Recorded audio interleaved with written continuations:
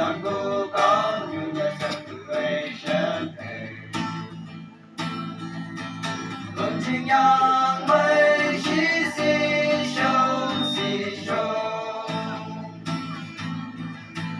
Nắng chiều nào yêu đến xí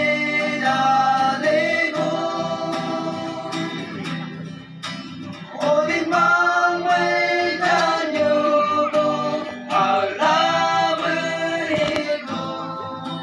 Nắng đi yang mây đến sắp đầu hè Nắng tới ngày kia sắp đầu lâu mưa lắm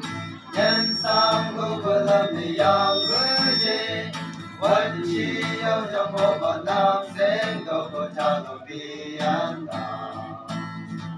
không yên đâu yêu cô mình thế cứu cô thế làm ta yêu cô yang thế cứu cô chẳng si cũng vẫn đâu sao cô vẫn đang yêu lòng cô sống lá ta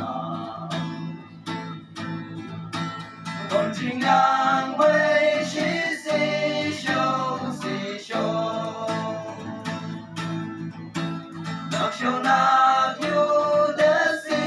là lấy ngủ Ô đình mang mây tràn nhiều cô ở la bơi cô Nắng đi